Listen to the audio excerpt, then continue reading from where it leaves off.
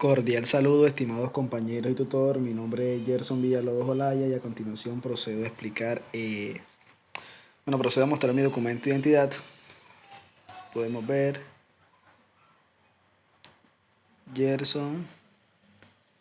Bueno, voy a darle la vuelta a la cámara para que se vea mejor. Esta cámara es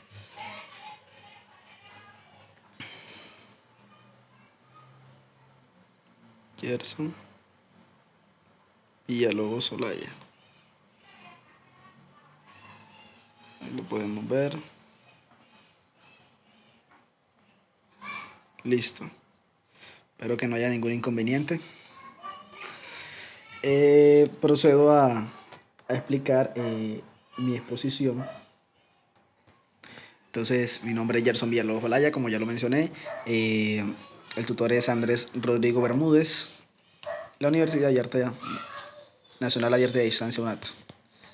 ¿Sí? Entonces, procedo a explicar periodo de señal. Entonces, ¿qué es periodo de señal de corriente alterna? Vemos que las señales de corriente alterna varían a través del tiempo, pero en determinado tiempo la señal vuelve a repetirse. En ese tiempo se llama periodo. Se indica con una T y sus unidades de medida son los segundos. Entonces aquí vemos que sube, luego baja, ¿sí? Aquí vemos el periodo, vuelve y sube y luego vuelve y baja. Esto quiere decir que el periodo es el tiempo en el que una partícula realiza una vibración u oscilación completa. Se mide en segundos, ¿sí? La frecuencia. La frecuencia es el número de oscilaciones de la partícula vibrante por segundo y se mide en hercios, que ya lo vamos a ver. La frecuencia. Entonces, la frecuencia se dice que es el número de ciclos por segundo de una onda sinusoidal de corriente alterna, ¿sí? Dicho de otra forma, la frecuencia es la velocidad a la que la corriente cambia de sentido por segundo. Se mide en hercios, una unidad internacional de medida en hercios, ¿sí? Un hercio es igual a un ciclo por segundo.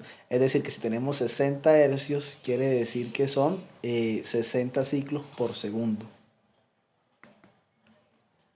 Fase, fase y amplitud. Entonces primero vamos a ver la amplitud.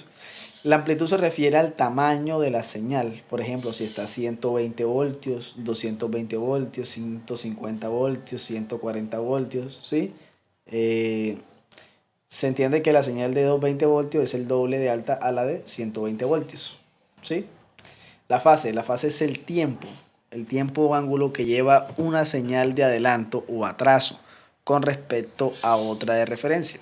La fase indica la situación instantánea en el ciclo de una magnitud que varía cíclicamente, siendo la fracción del periodo transcurrido desde el instante correspondiente al estado tomado como referencia.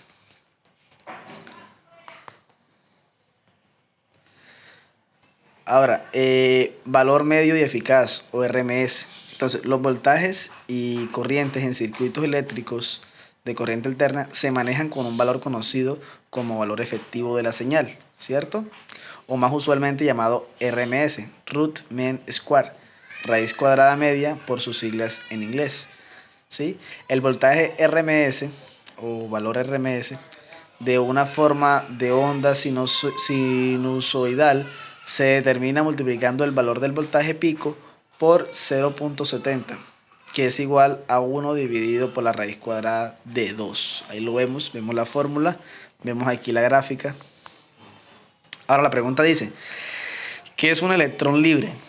¿Y cuál es la importancia para la conducción eléctrica? Entonces, un electrón es electrón cuya energía puede considerarse como no cuantizada, como es el caso de los que escapan a la atracción de un núcleo o de los que se mueven libremente en una red cristalina de metal. Los electrones libres son atraídos hacia donde se encuentran otros átomos que han perdido electrones, dando como resultado un continuo paso de electrones de átomo a átomo dentro del material. La banda de conducción está ocupada por los electrones libres, es decir, aquellos que se han desligado de sus átomos y pueden moverse fácilmente.